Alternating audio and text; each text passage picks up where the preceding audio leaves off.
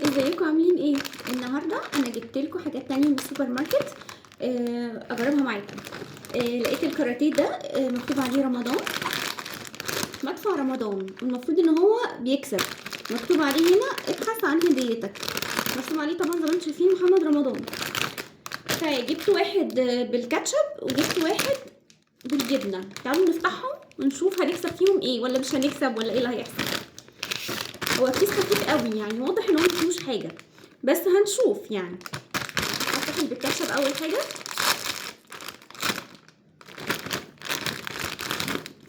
زي ما توقعت تماما. ايه ده؟ لا ده في حاجه جوه، استنى. عجله كده،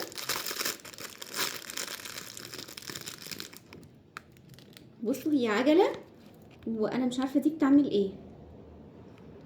دي مش عارفه دي فايدتها ايه بصراحه، بس هي عجله يعني بتقف وبتحركها بتمشي يعني، لذيذه يعني، مش وحشه.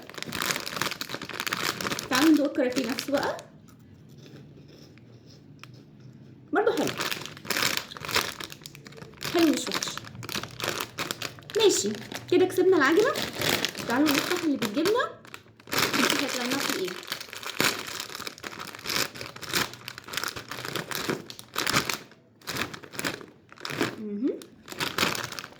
ده ما حسبتش فيه حاجه، هاكل الكاراتيه بس. معقول كاتشب احلى. بس فانا كده كسبت الكيسين الحمد لله، كسبت العجله دي فيها. وبرده مش فاهمه دي بتاعت ايه، اللي عارف يكتب لي. دي الهدايا اللي كسبتها من الاتنين دول. لقيت كمان فرايداي منزل الحاجتين الجداد دول. ده جيلي لاند فراوله مكتوب عليه كده، وقلت ايه برضو نجربه. ومنزل مزاج خوخ، ده اللي هو بيبقى شبه التلج شويه ده، فهنجربه برضو. تعالوا نفتح ده الجيلي.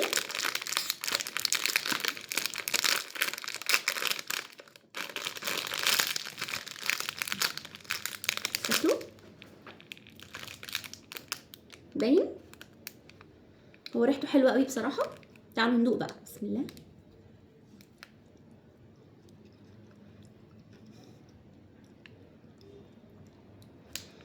هو حرفيا جيلي فراوله، جيلي فراوله مجمد، ساقع قوي بصراحه، وخلوه يهدى شويه. بس هو طعمه لذيذ يعني، طعم الجيلي الفراوله واضح فيه كده وحلو، ده عجبني بصراحه. بس هو مش ايس كريم، هو جيلي. تعالوا بقى نشوف المزاج ده اللي بالخوخ.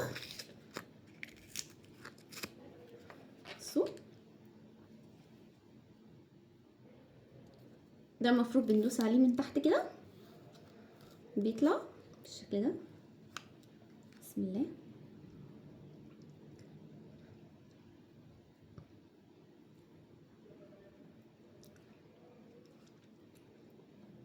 بصوا، هو للامانه هو طعمه مش خوخ قوي يعني، طعمه مش مدي الخوخ القوي فيه يعني، في الاخر كده هنت مدي من بعيد خوخ، لو انت عارف ان هو خوخ. لو مش عارف مش هتجيب طعم الخوخ فيه خالص، بس هو طعمه حلو، طعمه حلو، مش تلج قوي، فيه سنه كريمي كده ولذيذ، مدي فانيليا اكتر مع هنت خوخ خفيف في الاخر قوي يعني. بس كده، دي كانت الحاجات الجديده اللي لقيتها في السوبر ماركت وجربتها معاكم. الكاراتيه يعني جبته كتجربه بس يعني، طبعا مش هروح اجيبه تاني. الاتنين دول حلوين قوي، اللي بيحب الجلي الساقع وكده هيعجبه ده قوي، وده كمان لذيذ قوي. انا عن نفسي ممكن اجيب ده تاني. بس كده، يلا باي.